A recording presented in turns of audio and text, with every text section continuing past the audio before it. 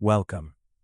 As the day draws to a close and the quiet of the night settles in, it is time to let go of the waking world. Take a slow, deep breath, feeling the cool air fill your lungs, and let it out with a soft sigh, releasing any lingering tension from your shoulders, your neck, and your mind. Find a comfortable place among your pillows, allowing your body to sink deeply into the warmth of your bed. Tonight, we journey to the rolling, olive-misted hills of 15th century Italy, where the air smells of rosemary and the slow rhythm of the Renaissance begins to breathe life into the mind of a child named Leonardo. There is no rush to reach the end of this journey. If you find yourself drifting into sleep before the story is over, that is perfectly fine.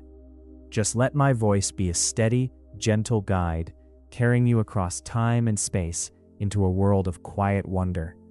Imagine the soft amber light of a Tuscan sunset, spilling like liquid gold over the quiet valleys. The hills are painted in muted shades of sage and ochre, stretching out in soft, endless folds toward the horizon. Here, nestled securely in the gentle embrace of Mount Albano, lies the small, quiet village of Vinci. It is a place where time moves at the slow, deliberate pace of the changing seasons, far removed from the noise and ambition of the larger cities. As the sun dips lower, casting long, peaceful shadows across the land, a gentle breeze rustles through the tall, slender cypress trees that line the winding dirt roads. The wind carries with it the faint, sweet scent of crushed herbs, sun-warmed earth, and wild lavender, a fragrance that has remained unchanged for centuries. In this peaceful village, in the gentle spring of the year 1452, a child was born. The world he entered was one of profound transition, yet the hills of Vinci offered only the comforting, maternal embrace of nature. The village sat among ancient olive groves and terraced vineyards, looking out over the winding silver ribbon of the Arno River Valley. The olive trees, with their gnarled, twisting trunks and silvery green leaves, seemed to hold the quiet wisdom of the earth. This landscape, so rich in natural beauty and quiet harmony, would become the first and most enduring teacher for a boy whose unbounded curiosity would eventually light up the world. Leonardo grew up with the soft earth beneath his bare feet and the vast open sky above him, surrounded by a natural world that gently pressed close against human habitation. There is a deep, abiding peace in the way a child observes the world, without expectations or the heavy constraints of adulthood. Leonardo's curiosity was like a quiet lantern in the dark, illuminating the simple, everyday mysteries of the world around him. He would spend hours sitting on a sun-warmed stone, simply watching the slow, mesmerizing flight of a bird as it caught the invisible air currents, or observing the way a shallow stream curled and rippled over smooth, round pebbles in its path. Every fallen leaf, every shifting shadow, every delicate drop of morning dew held a secret waiting to be softly unraveled. For him, the world was an endless, comforting rhythm of patterns and connections, all waiting to be understood by a patient, watchful mind. As evening slowly falls over Vinci, you can almost hear the distant, melodic chime of goat bells echoing softly across the terraced hills, mingling with the quiet rustle of the leaves.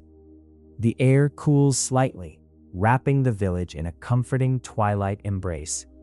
The sky deepens from a soft, hazy blue to a rich velvet indigo, dotted with the first faint, shimmering stars of the night. It is a landscape that invites profound rest, a place where the mind can wander freely, unburdened by the demands and worries of the day. And in this tranquil setting, the young Leonardo was slowly shaping his vision of a universe where everything was connected by invisible, harmonious threads.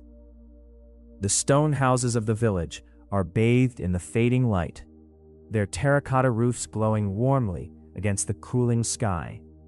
Inside these homes, hearth fires are gently coaxed to life, casting a warm, flickering glow against the thick, protective walls.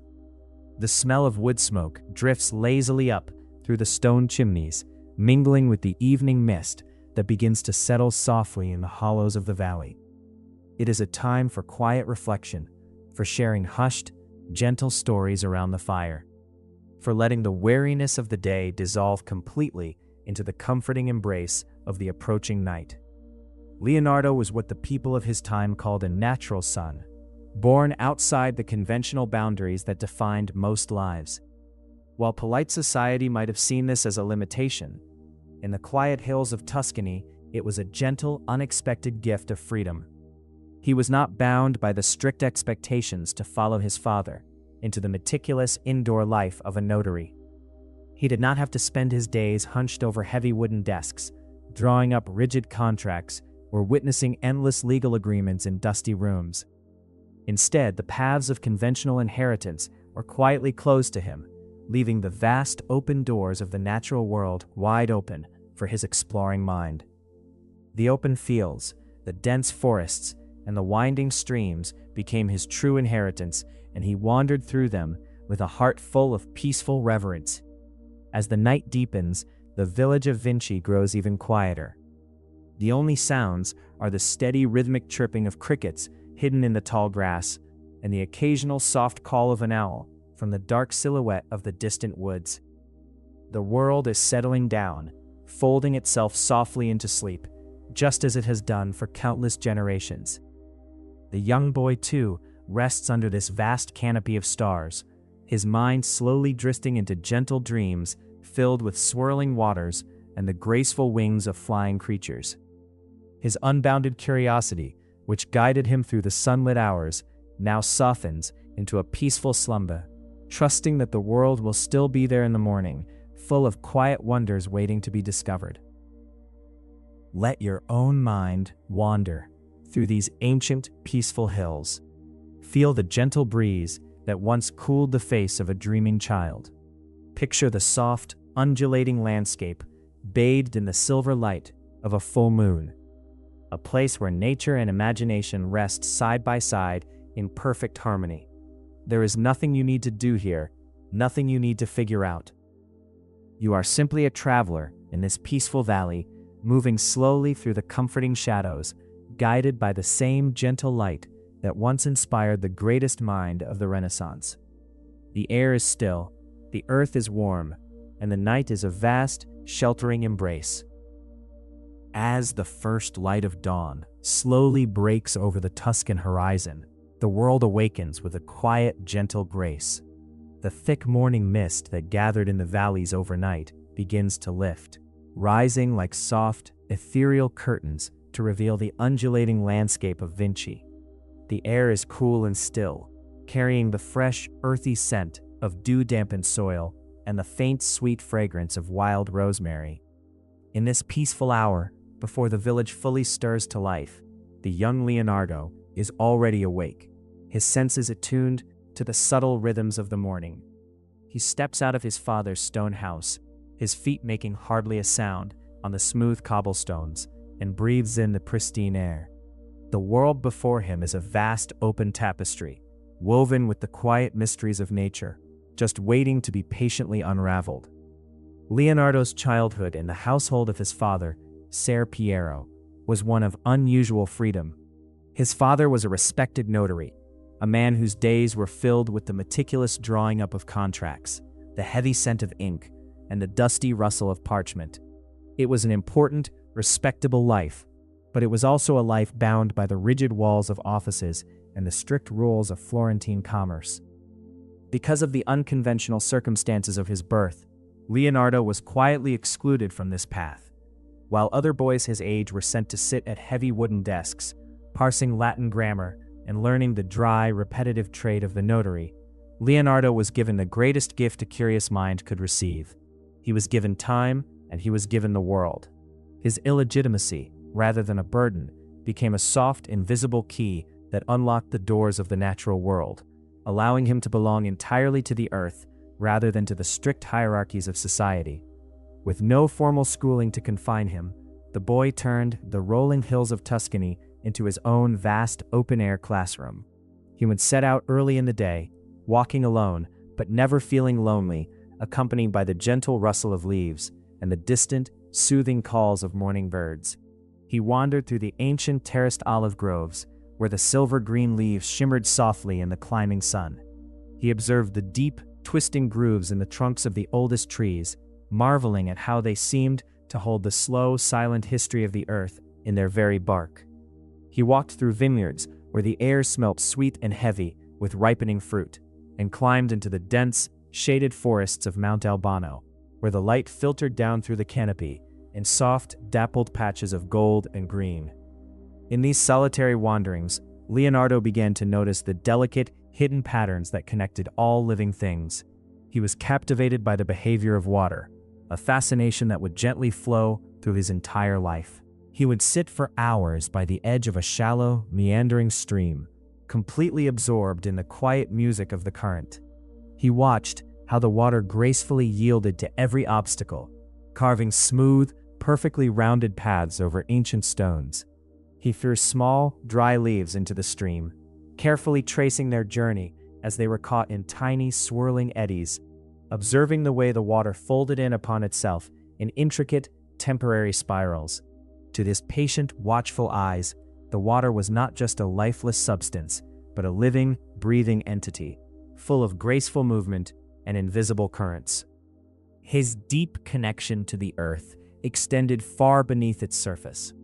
As he explored the higher, rocky elevations of the Tuscan hills, his keen eyes often caught sight of something unusual embedded in the pale, sun-baked limestone.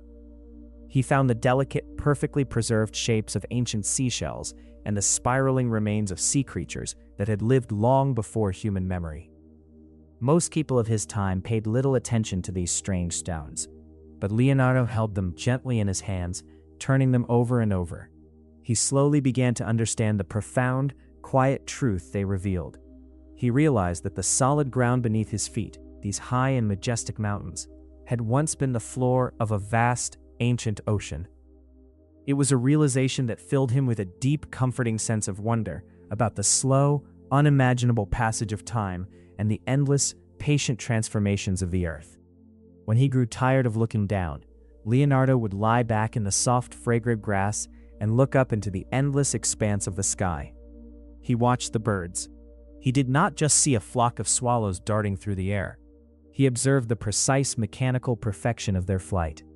He watched the powerful, soaring circles of a hawk riding the warm updrafts, noting how the bird hardly needed to move its wings, simply adjusting a few primary feathers to catch the invisible currents of the wind. He studied the way a bird spread its tail to slow down before landing on a branch, touching down with a soft, effortless grace. In his mind, he was already taking the world apart and putting it back together, searching for the underlying harmony that allowed a heavy creature to float so peacefully on the unseen air. As the afternoon slowly stretches into evening, the shadows of the cypress trees grow long and thin, pointing like dark fingers across the golden fields. The heat of the day gently dissipates, replaced by a cool, comforting breeze that sweeps down from the mountains. Leonardo turns his steps back toward the village, his pockets filled with smooth stones, strange leaves, and perhaps a carefully rescued bird nest. His mind is a quiet, glowing lantern, softly illuminated by the countless tiny discoveries of the day. He returns to the quiet village of Vinci just as the sky begins to turn a deep, velvety purple. The hearth fires are being lit, and the comforting smell of wood smoke and roasting chestnuts drifts through the narrow streets. The world is preparing to rest, and so is he. He climbs into his bed, surrounded by the familiar, safe sounds of his household, settling down for the night. As his eyes slowly close, the images of the day continue to float through his mind. The swirling water, the ancient shells, the graceful wings of the hawk.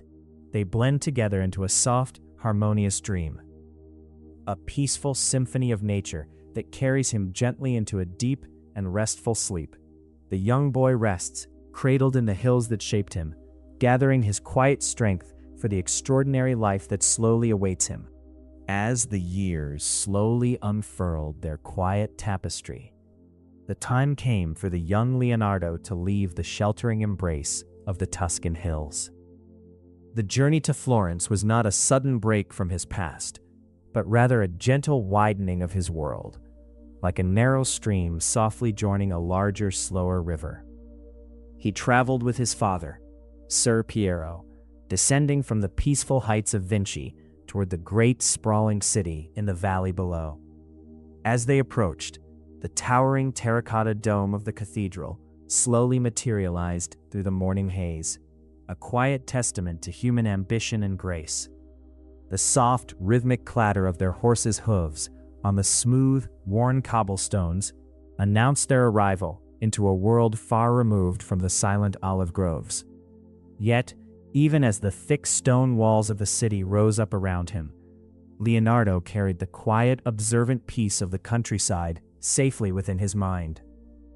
In the bustling heart of this Renaissance city, behind heavy wooden doors that kept the noise of the streets at a gentle distance, lay the workshop of Andrea del Verrocchio. It was here, in the dim golden light of the bottega, that the young boy would be apprenticed, stepping into a world where imagination was slowly, patiently forged into reality. As Leonardo crossed the threshold, he was greeted by an entirely new landscape of sensory wonders.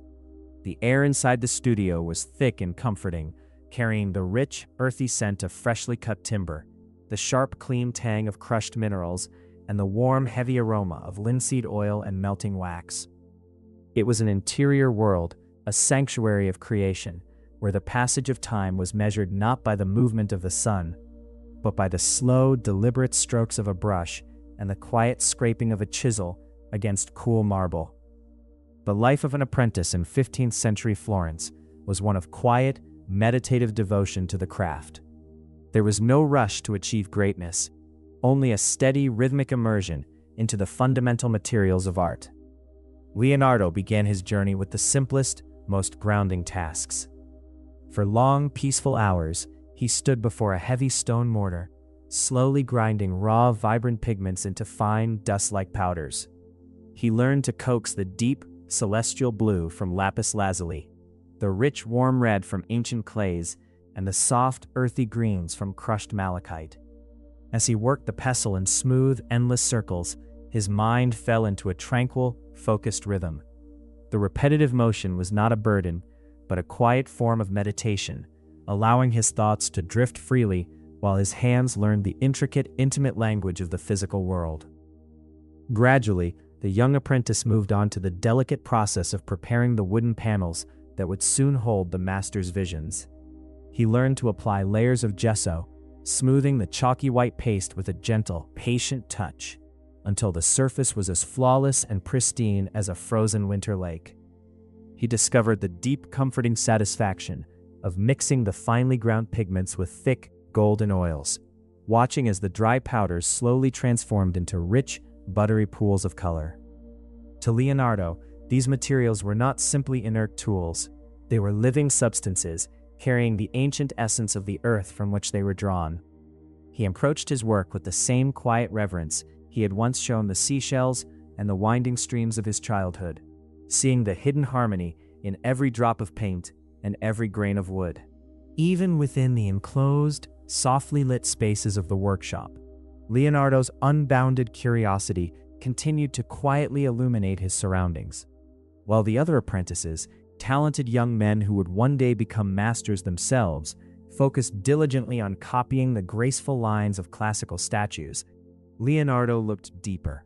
He watched the way the pale afternoon light filtered through the high, dusty windows, falling softly across the folds of a draped linen cloth.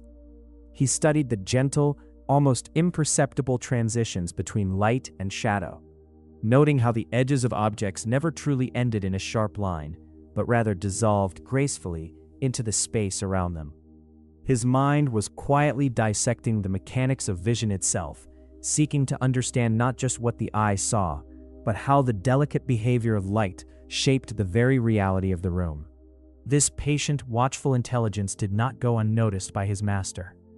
Verrocchio was a man of profound skill and quiet wisdom, and he soon recognized that the young man from Vinci possessed a gift that went far beyond mere technical ability. As the years gently passed, Leonardo was given greater responsibilities, moving from the shadows of the workshop to the bright, luminous center of creation. The turning point arrived with a commission for a painting of the baptism of Christ, destined for a tranquil monastery just outside the city walls. It was a large, collaborative work, with the master designing the composition and carefully painting the central figures.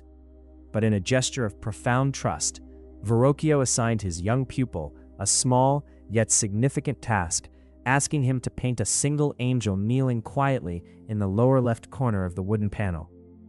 Leonardo approached the canvas with a serene, unhurried focus. He did not simply apply the paint, he seemed to softly breathe life into the wood. As his brush moved with slow, deliberate grace, the angel began to emerge from the surface, wrapped in garments that flowed like the gentle streams of his youth. He used the buttery oil paints with a delicacy that was entirely new to the world of art, blending the colors so smoothly that the brushstrokes virtually disappeared into a soft, luminous haze. The angel's face was painted with a profound, psychological depth, possessing an ethereal, otherworldly beauty that seemed to radiate a quiet, inner light. It was a figure of absolute peace, capturing the silent, reverent stillness of a soul completely at rest. When the painting was finally complete, the atmosphere in the workshop shifted into a deep, awed silence. The story softly passed down through the centuries tells us that when Verrocchio looked upon the angel his young apprentice had created, he recognized instantly that a new, extraordinary era had quietly begun.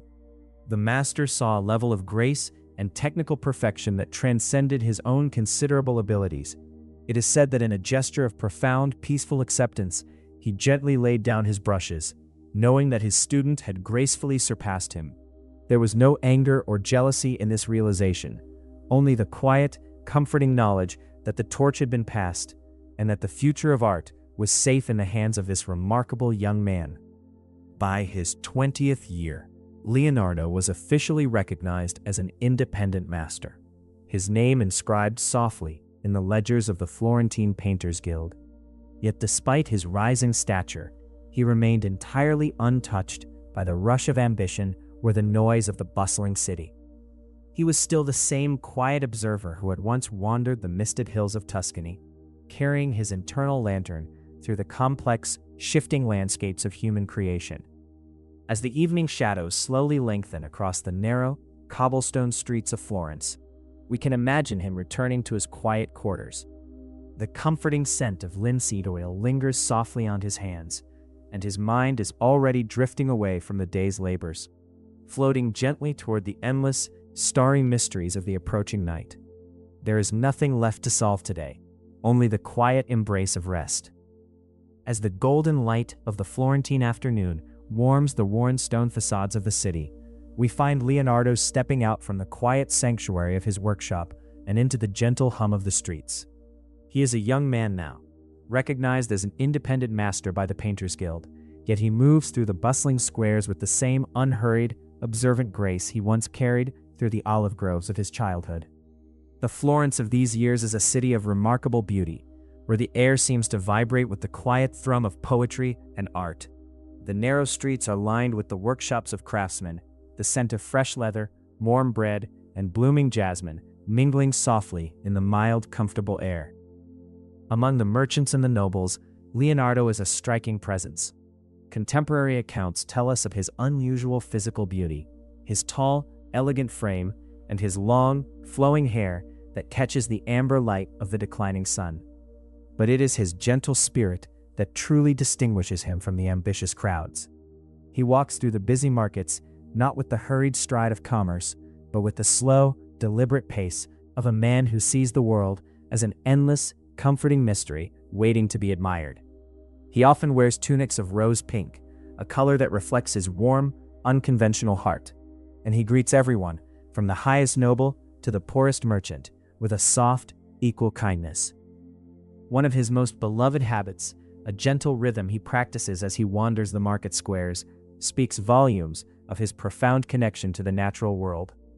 Amidst the stalls selling heavy silks and fragrant spices, there are vendors who sell small, colorful birds, kept in delicate wooden cages.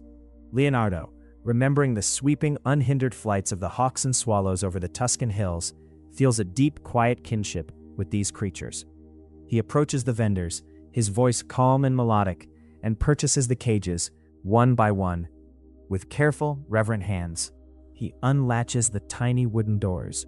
He reaches in, feeling the rapid nervous beating of the small hearts against his palms, and then, with a soft upward motion of his arms, he releases them. He stands in the middle of the busy square, his eyes following the birds as they burst up into the clear, boundless sky, their wings catching the warm drafts of the city. For a moment, the noise of the market seems to fade away entirely, replaced by the simple, uplifting rush of freedom. It is an act of pure, unblemished kindness, a quiet rebellion against the confinement of beauty. As the birds become tiny specks against the azure sky, disappearing into the vastness above, a profound sense of peace settles over him, a soothing reminder that true grace must always be allowed to flow freely, unburdened by human hands. Leonardo's fascination with the living world extends naturally to the people around him. He is captivated by the endless variety of the human face, seeing in every expression a quiet, shifting landscape of the soul. He spends hours sitting peacefully in the piazzas, a small notebook resting on his knee, simply watching the faces of the people passing by. He is not looking for perfection, but for truth. He looks for the deep, character-filled lines etched around the eyes of an old storyteller, the soft, unguarded smile of a child, the quiet sorrow resting on the brow of a weary traveler. Sometimes, if a face particularly moves him, he will gently follow that person through the winding streets, completely absorbed in his study. This deep, compassionate observation finds its way into his early independent commissions, most notably in a beautiful panel known as the Adoration of the Magi. While other artists of his time arrange figures in stiff, predictable rows, Leonardo paints a swirling, dynamic harmony of human connection. The people in his painting are living, breathing souls, drawn together by a quiet, irresistible wonder. As he prepares the massive wooden panel, he does not rush. He layers the soft, dark underpainting, allowing the faces to gently emerge from the shadows, as if waking slowly from a deep and peaceful slumber. The world he paints is a world of emotional depth, where every gesture and every softly curving hand speaks of the profound, invisible threads that bind us all together. It is during these quiet years in Florence that Leonardo begins to perfect a technique that will forever change the way we see the world, a technique he calls sfumato. In Italian, the word means vanished or evaporated, like soft smoke dissolving into the air. Leonardo understands that in the natural world, there are no harsh, rigid lines. The edges of a leaf do not end abruptly. They curve softly into the space around them. The shadows on a human face do not sit like flat, dark patches. They melt gracefully into the light, shifting and changing with every subtle movement. To paint with sfumato is to paint with the gentle, forgiving logic of a dream. He applies the oil paint in incredibly thin, translucent layers, sometimes using his own soft fingertips to blend the colors directly on the wood. The strokes are so delicate, so infinitely patient, that they leave no visible trace behind. The transition from light to dark becomes a slow, almost imperceptible journey, a quiet fading away of boundaries. It is a visual metaphor for the very act of falling asleep, the way the sharp edges of the waking world gradually soften, the way our thoughts slowly blend into one another, losing their rigid shapes until they dissolve completely into the peaceful, comforting haze of rest.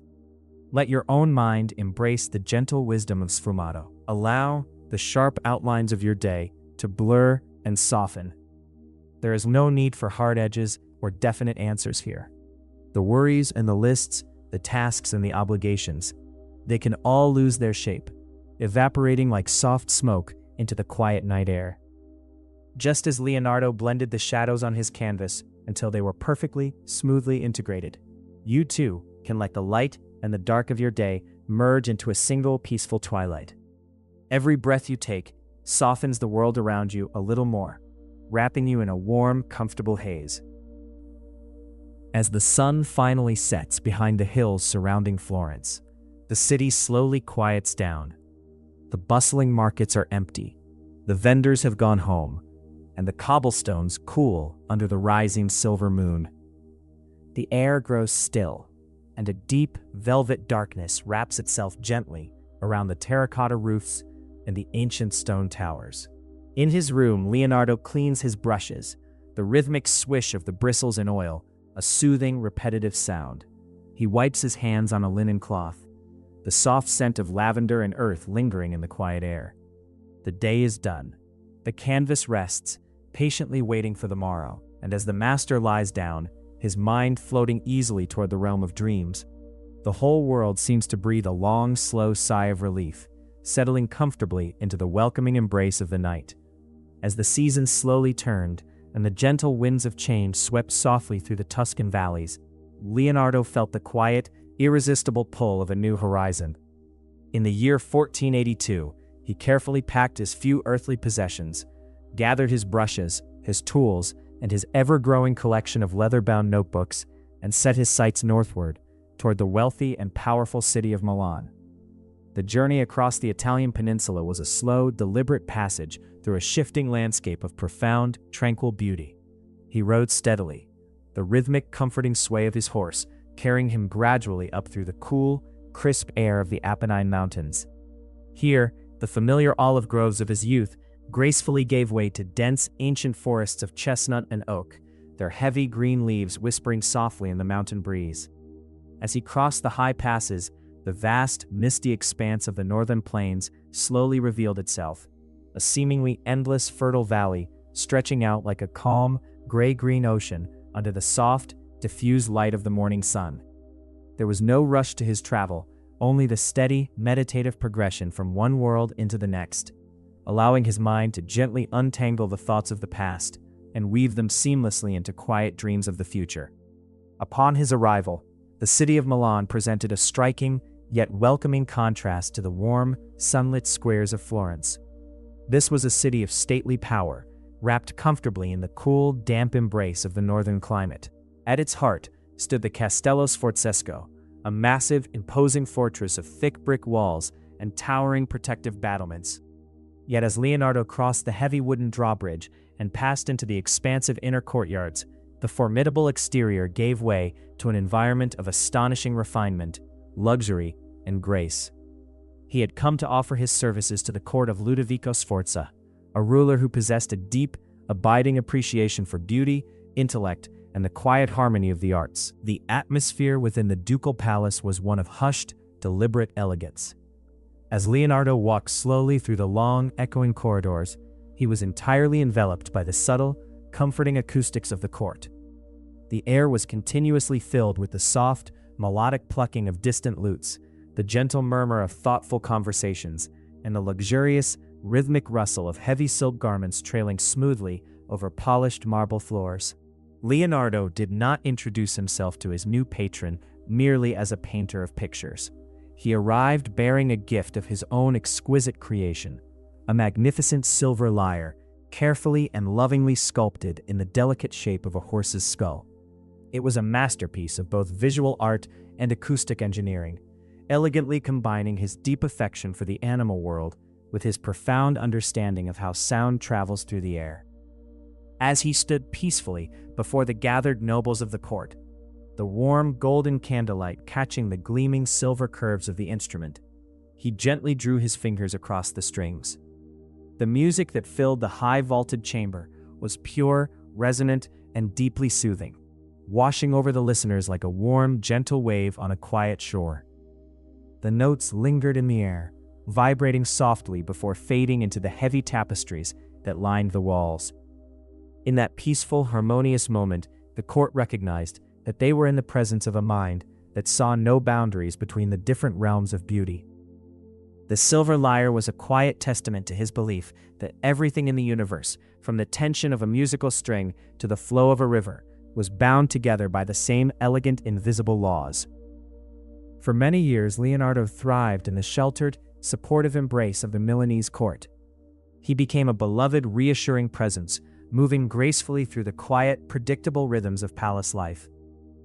He designed elaborate, dreamlike stage sets for court pageants, creating mechanical birds that seemed to float effortlessly on hidden wires, and celestial domes that rotated slowly, beautifully mirroring the peaceful passage of the night sky.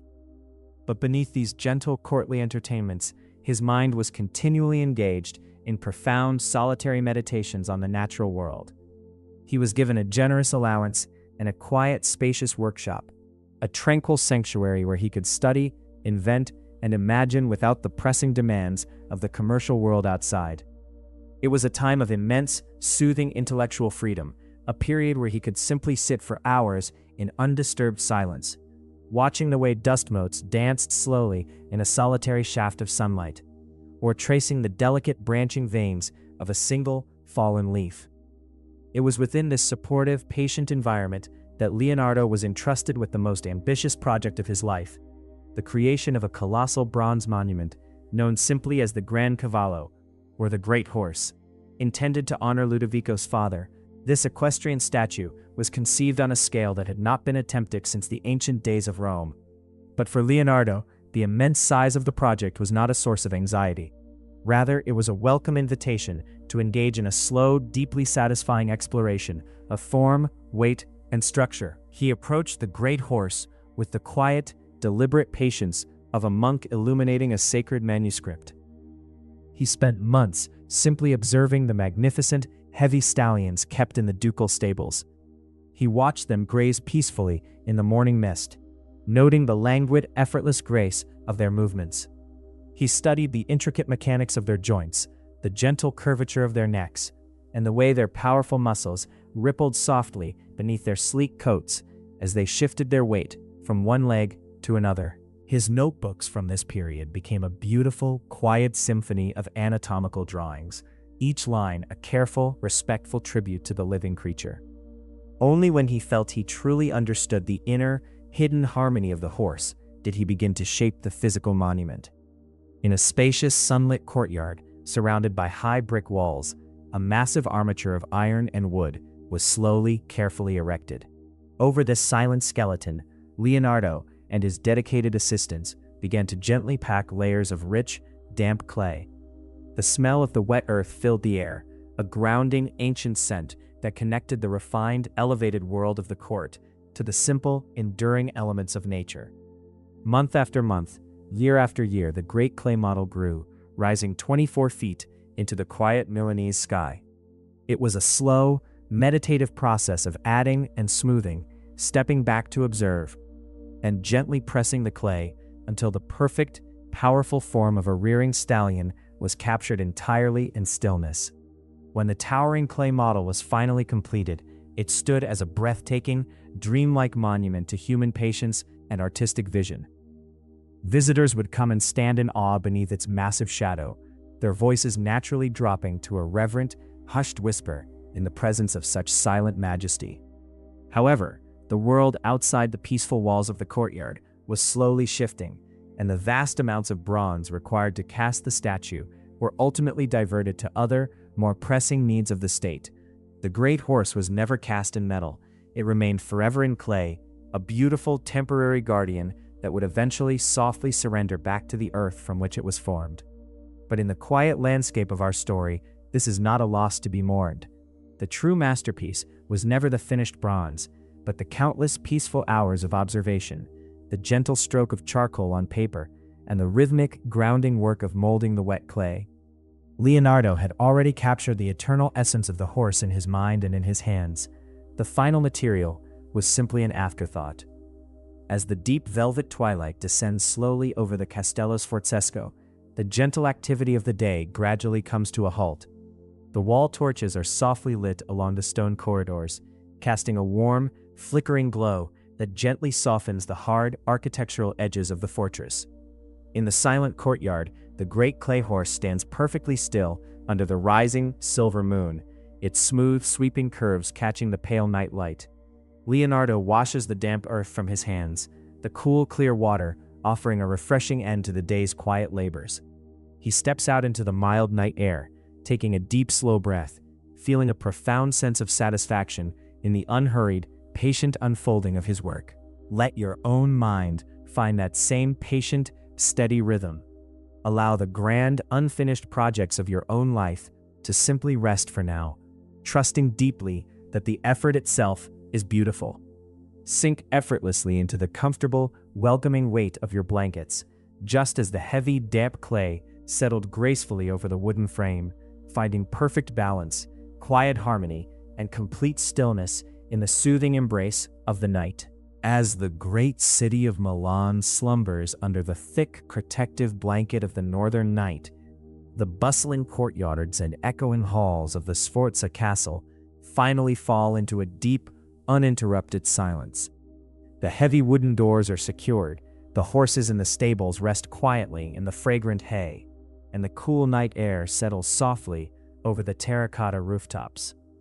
Yet, in one high, quiet room, a single candle continues to burn, casting a warm, flickering amber glow across the walls.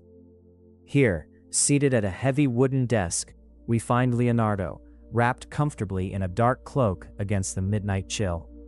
The world outside has surrendered to sleep, but in this quiet sanctuary, a different kind of journey is just beginning. This is the hour of the hidden universe, the time when the mind is free to wander through the vast, invisible connections that bind all living things together.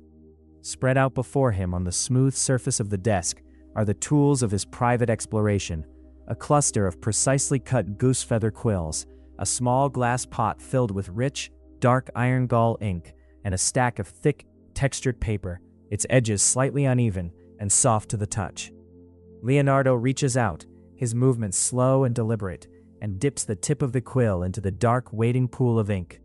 As he brings the pen to the pale surface of the paper, he does not write from left to right, as the rest of the world does. Instead, his left hand begins to move gently backward, starting at the far right edge of the page and drawing the letters softly toward the left. This mirror writing is not a wall built out of paranoia or a desire to hide his spots from the world. Rather, it is a profoundly intimate, private language, a quiet, soothing dialogue between his own brilliant mind and the vast, patient universe. There is a deep, rhythmic comfort in the soft, continuous scratching of the quill against the textured paper. The sound is like the gentle rustle of dry leaves in a slow autumn wind, a steady, grounding anchor in the quiet ocean of the night. As the dark ink flows smoothly from the feather, it leaves behind a trail of intricate, spiraling thoughts, capturing the fleeting, beautiful mysteries of the natural world before they can evaporate into the air. These pages, bound carefully in soft, worn leather, are living, breathing extensions of Leonardo's own consciousness, a safe, welcoming home for an unbounded curiosity that recognizes no limits. In this meditative stillness, Leonardo's mind drifts back to the winding silver streams of his childhood in the Tuscan hills. He thinks of the water, that endlessly fascinating, yielding substance that has captivated his imagination for as long as he can remember. Picture a small, perfectly round pebble dropping slowly into the calm, glassy surface of a quiet woodland pond. As the stone breaks the surface with a soft, hollow sound, it sends out a series of perfect, concentric ripples, expanding outward in gentle, rhythmic waves. Leonardo sits at his desk, his eyes half closed, visualizing the exact mathematics of those expanding circles. He draws the ripples with extreme, loving detail, capturing the mesmerizing, repetitive motion that slowly lulls the mind into a state of profound, floating peace. He turns a page, the thick paper making a soft, satisfying sound in the quiet room, and begins to explore the behavior of water as it flows around an obstacle. He remembers standing on the grassy bank of the Arno River, watching a slow, steady current encounter a large, smooth stone resting in the riverbed. He observed how the water gracefully yielded to the stone, parting smoothly and then folding back upon itself in a series of delicate, curling eddies. With slow, patient strokes of his pen, he recreates those swirling patterns, marveling at how the water braids itself into complex, temporary shapes that vanish almost as quickly as they form. To Leonardo, these elegant, shifting spirals are a quiet reminder that true strength lies not in rigid resistance, but in the soft, graceful ability to adapt and flow harmoniously with the shape of the world. As he studies these gentle, swirling currents, he begins to see a profound, comforting reflection of this watery movement in the people around him. He sketches the soft, cascading curls of a young child's hair, noting how the strands gather and twist in the exact same mathematical patterns as the eddies in the river. In the quiet solitude of his candlelit room, The boundaries between the different elements of the world slowly dissolve. The universe becomes a single, breathing entity, connected by invisible, harmonious threads that pulse with the same steady, reassuring rhythm. The scope of his gentle observation narrows, focusing now on the intricate, delicate anatomy of a single, fragile flower. Imagine Leonardo carefully holding a newly opened blossom in the palm of his hand, its petals as soft and thin as the finest silk. He studies the slow, patient unfolding of the leaves, drawing the tiny branching veins that carry life-giving water from the stem to the very edges of the petal. He traces these delicate pathways with his quill, leaning in close, breathing in the faint, sweet scent of the crushed green stem. As he maps the intricate architecture of the flower, he realizes that the branching veins of the leaf perfectly mirror the sprawling, dividing rivers of the earth, just as they mirror the quiet, steady network of veins beneath the surface of his own skin.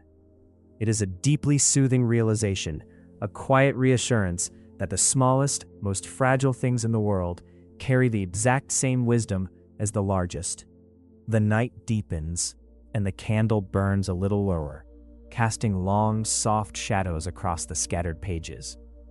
But Leonardo's mind continues to soar, lifted gently by the thought of flight. He remembers the hawk circling lazily in the warm thermals above Vinci, and he turns his attention to the mechanics of the wing. He sketches the wing of a bat, marveling at the soft, leathery membrane that stretches perfectly between the delicate, elongated bones. He draws the individual feathers of a dove, detailing the interlocking barbs that create a smooth, unbroken surface against the air.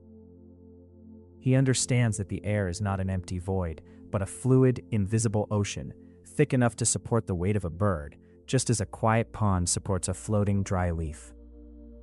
This profound reverence for the mechanics of life naturally guides him toward the most complex and beautiful structure of all, the human form. When Leonardo studies the body, he does not do so with cold, clinical detachment, but with the quiet, respectful awe of a traveler entering a sacred, ancient sanctuary. He maps the slow, rhythmic beat of the human heart, drawing its chambers and valves with unparalleled, breathtaking accuracy. He traces the pathways of the nerves, seeking to understand the invisible, silent messages that travel from the brain to the fingertips. For him, the human body is a miraculous, self-contained universe, an exquisite masterpiece of natural engineering that operates in perfect, silent harmony while we sleep, while we dream, and while we simply breathe. All of these observations, the flowing rivers, the curling hair, the delicate flowers, and the mechanical wings, are slowly, patiently gathered together into the heavy, leather-bound pages of his codices. He does not assemble these thousands of notes with the urgent desire to publish them or to boast of his discoveries to the world. Instead, the very act of observing and recording is its own quiet reward.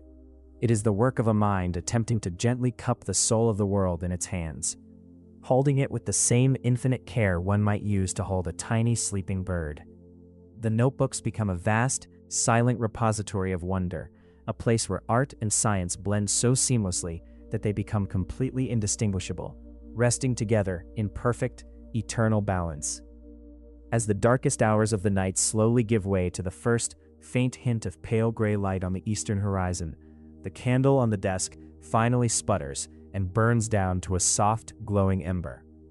The ink is dry on the thick paper, and the quill is gently laid to rest beside the small glass pot. Leonardo reaches out and slowly, quietly closes the heavy leather cover of the notebook, securing the metal clasp with a soft, satisfying click. He sits back in his wooden chair, letting out a long, slow breath, his eyes heavy with the comforting, restorative weight of approaching sleep.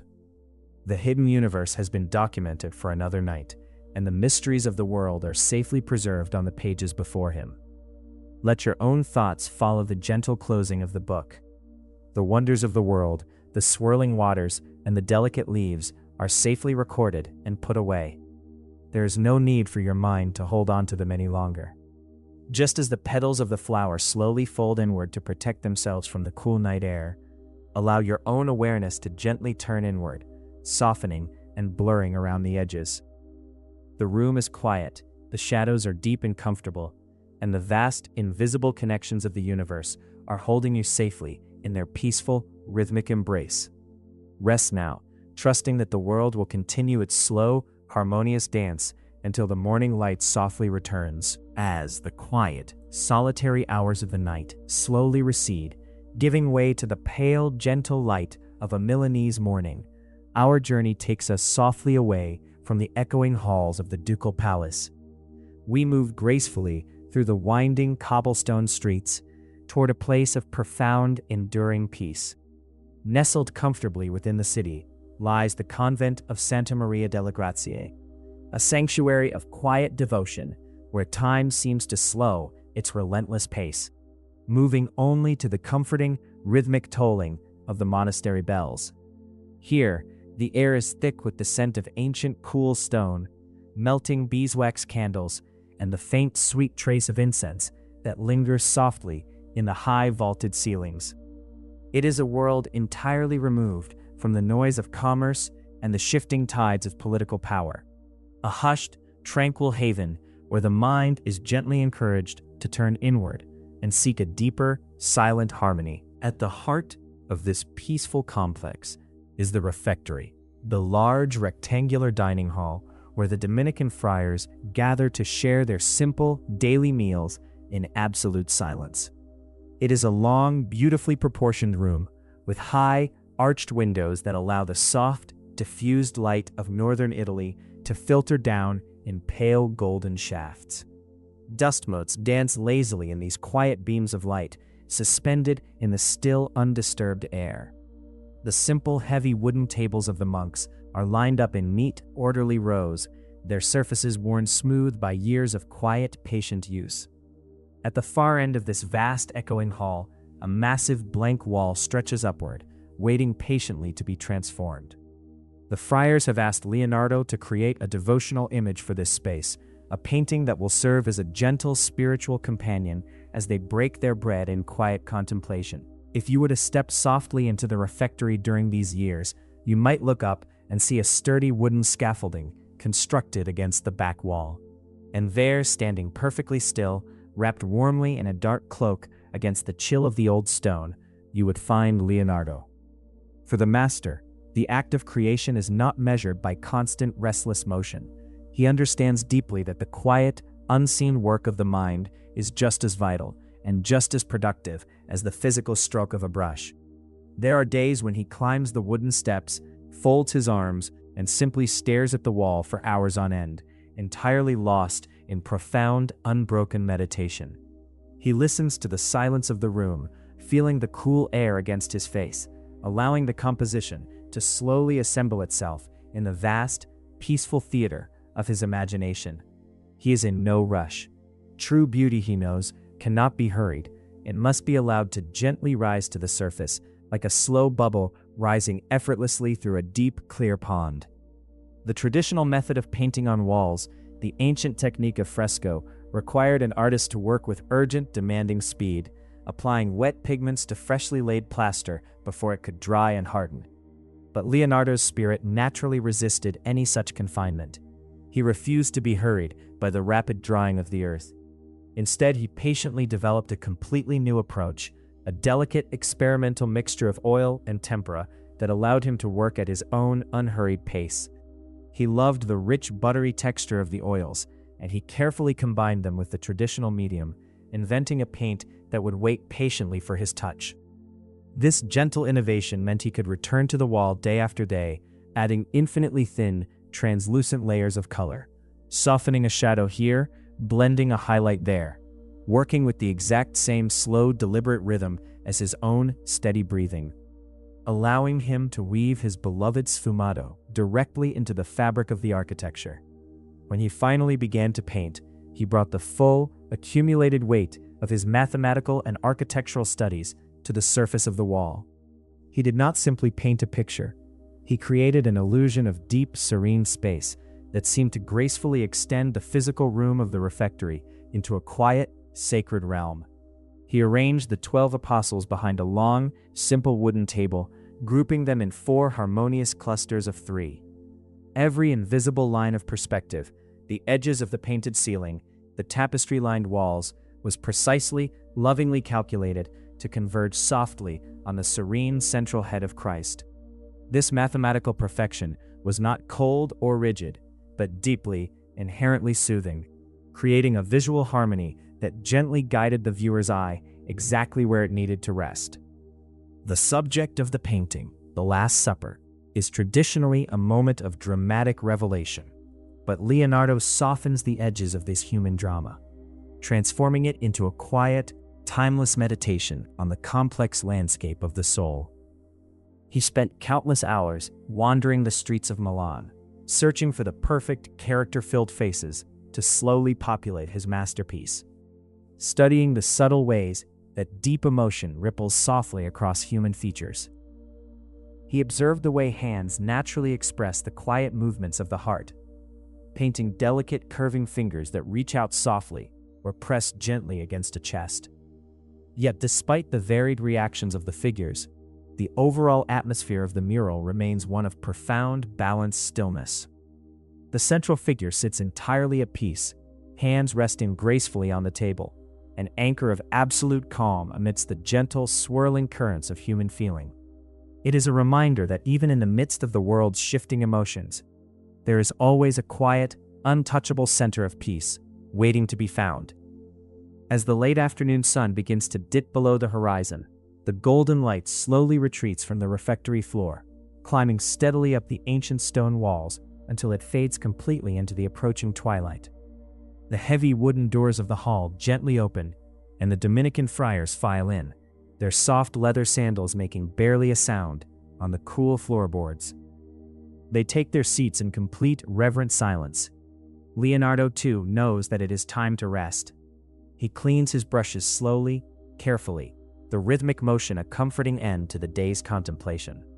He steps down from the scaffolding, leaving the painted figures to share the quiet, peaceful evening with the brothers. Allow yourself to step into that same hushed silence. Imagine the cool, comforting smell of the old stone and the soft, flickering light of a single distant candle. Let go of the need to constantly move, to constantly do. Embrace the quiet wisdom of Leonardo on his scaffolding, trusting that there is profound value in simply being still. Your mind, too, is a vast, beautiful space, and right now, it requires nothing more than rest. Let the mathematical harmony of the world hold you securely. Let the soft, converging lines of your thoughts lead you gently toward a center of absolute, unbroken peace. Drift easily into the silent, welcoming embrace of the night, knowing that the masterpiece of tomorrow will slowly, effortlessly reveal itself when the time is right. As the years drift by, like autumn leaves carried softly on a slow-moving river, the tides of history begin to shift across the Italian peninsula. The grand, secure world of the Milanese court gently dissolves, and the aging master finds himself once again on the winding roads of his youth, returning to the familiar embrace of Florence. The city he re-enters is older, more sober, its bustling streets quieted by the passage of time and the changing of rulers. Yet the same Tuscan sun warms the ancient terracotta roofs, and the same pale golden light filters softly through the narrow alleyways.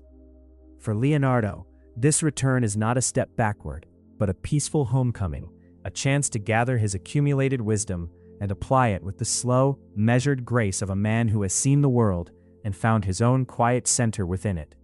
It is during these reflective, autumnal years in Florence that a modest commission arrives at his workshop.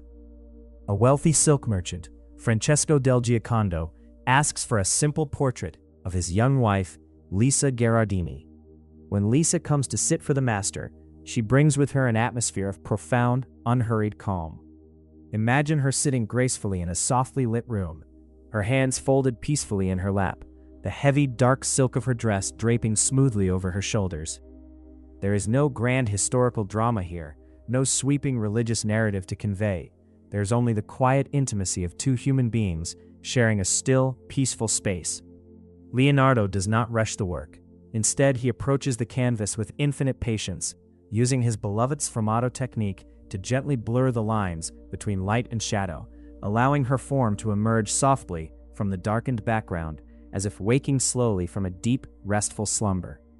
He paints her smile not as a fleeting expression, but as a timeless, quiet mystery. It is the subtle, knowing smile of someone entirely at peace with the world, a gentle curvature of the lips that seems to contain all the unspoken comforts of the human heart. To capture this delicate emotion, Leonardo blends the oil paints so smoothly, sometimes using the soft pads of his own fingertips, that the brushstrokes vanish entirely into a flawless, luminous haze. The edges of her eyes and the corners of her mouth dissolve gracefully into the shadows, creating an expression that seems to gently change and soften the longer you look at it. This portrait, the Mona Lisa, is never truly finished in the conventional sense. Instead, she becomes a quiet, constant companion to the aging master. He carries the wooden panel with him wherever he travels for the rest of his life, adding a transparent glaze here, softening a shadow there, treating the painting not as an object to be sold, but as a living, breathing memory that grows deeper and more beautiful with the slow passage of time. Let your own memories soften in this same gentle way. The events of your past, the sharp edges of your day, they do not need to be perfectly defined or rigidly understood.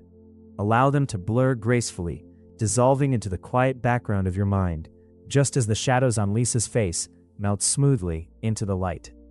You can carry your experiences lightly, without the need to finish or resolve every single one right now. Just breathe, and let the comforting haze of sleep gently obscure the sharp outlines of the waking world, leaving only a feeling of profound, enduring peace. As the seasons continue their slow, inevitable turning, the gentle winds of change carry Leonardo away from Florence once more, guiding his steps toward the ancient, eternal city of Rome. He is a man in his early 60s now, his long, flowing beard as white as winter snow, his eyes holding the quiet, accumulated wisdom of a lifetime spent observing the natural world. Pope Leo X has invited him to take up residence in the Vatican, offering him a spacious, sunlit suite of rooms in the Belvedere Palace. The setting is one of unparalleled, tranquil majesty. From his high windows, Leonardo can look out over the sprawling gardens, the ancient Roman pines, and the soft, crumbling ruins of antiquity, all bathed in the warm, golden light of the Roman afternoon.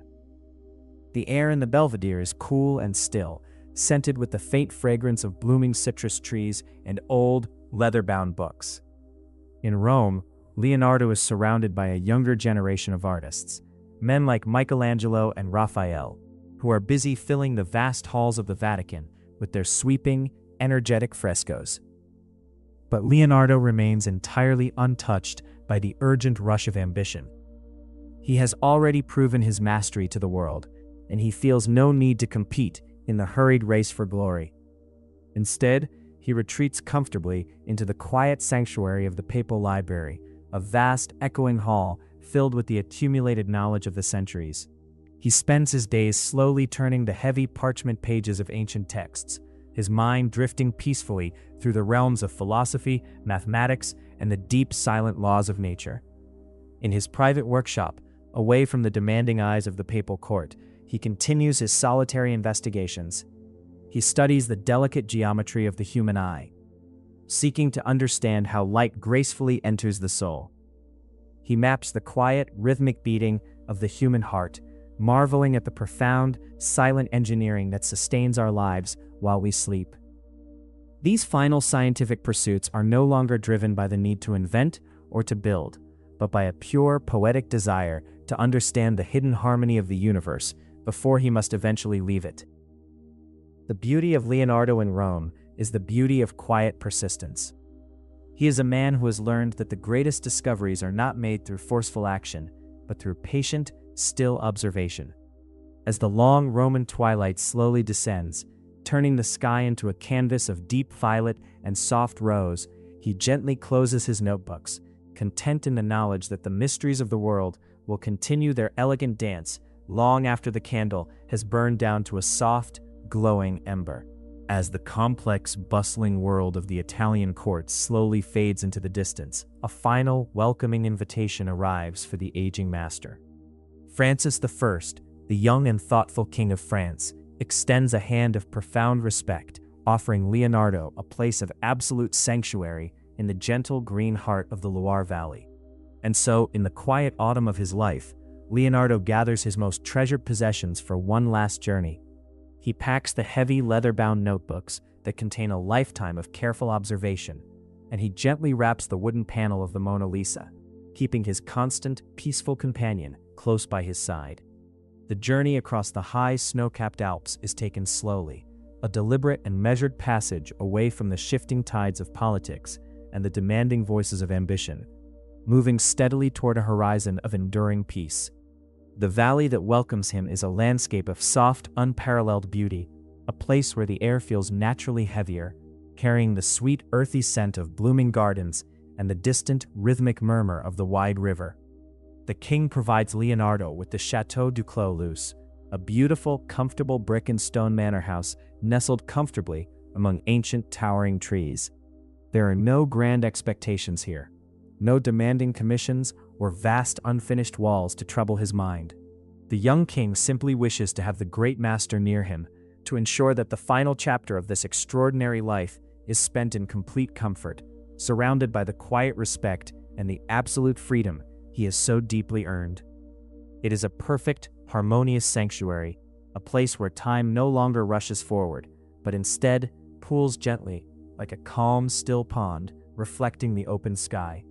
Leonardo's days at Clos settle into a deeply comforting, repetitive rhythm, dictated not by the clocks of the city, but by the slow, natural turning of the sun. In the pale, golden light of the morning, he walks slowly through the extensive gardens, leaning softly on a wooden walking stick. His long hair and beard are as white as the winter snow, and his eyes, though older and framed by the deep lines of experience, still hold the exact same profound, boundless wonder they did when he was a barefoot child wandering the olive groves of Vinci. He watches the way the morning light filters softly through the green canopy of the oak trees, observing the delicate swaying dance of the leaves in the gentle French breeze. He traces the slow, methodical path of a snail across a damp garden stone, finding as much inherent beauty and wisdom in this simple, quiet movement as he once found in the mechanics of the stars. He has become the true universal man, a soul who sees no rigid boundaries between the delicate stroke of a painter's brush, the mathematical spiral of a seashell, and the invisible, sustaining currents of the wind. Everything he understands is intimately connected, woven together into one single breathing masterpiece. In the afternoons, the young king often walks across the grounds from the nearby royal castle to visit the aging master. Their meetings are not the formal, rigid encounters of a ruler and a subject, but the warm, quiet gatherings of kindred spirits. Francis sits peacefully with Leonardo in the sunlit study, listening with deep reverence as the old man speaks of the flow of water, the nature of light, and the hidden harmony that binds the universe together. There is a beautiful, comforting symmetry in these visits, a passing of wisdom from one generation to the next, entirely free from the heavy burdens of expectation. The master's voice is slow and melodic, a soothing sound that blends perfectly with the crackle of the warm fire in the stone hearth and the gentle rustle of the wind against the window panes. As the years gracefully pass, Leonardo's physical strength begins to softly wane, a natural, peaceful slowing down of the body that mirrors the turning of the autumn leaves. His right hand, which once moved with such flawless mathematical precision, now rests quietly in his lap. Yet his mind remains as bright and expansive as the twilight sky above the valley, completely at peace with the quiet limitations of his earthly form. He spends long, tranquil hours sitting by the large windows of his room, wrapped comfortably in a heavy, warm cloak, simply observing the world outside. He watches the golden light of the afternoon slowly melt into the soft purple hues of the approaching evening, feeling the deep, abiding comfort of a life fully lived and a world deeply understood. The heavy notebooks rest gently on the wooden table beside him, their pages filled with the beautiful, mirror-written reflections of a mind that devoted itself entirely to the patient observation of truth. There is nothing more that needs to be solved, no more grand monuments to build or mysteries that require urgent unraveling. The work is done, and the world is beautiful exactly as it is. Let your own mind find this exact same peace.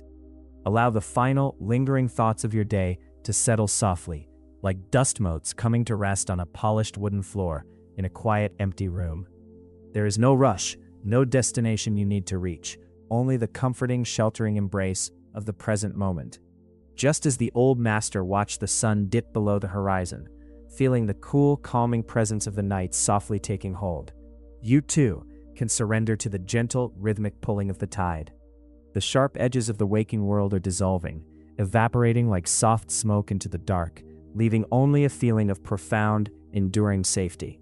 Your breath is slow and steady, rising and falling in perfect, natural harmony with the quiet breathing of the earth. The air in the room grows cool and still, and the embers in the hearth glow with a soft, fading amber light. As the shadows lengthen across the valley of the Loire, we leave Leonardo to his rest. His mind at last is still and serene as the waters he so loved to study. Sleep now in the light of his eternal dream.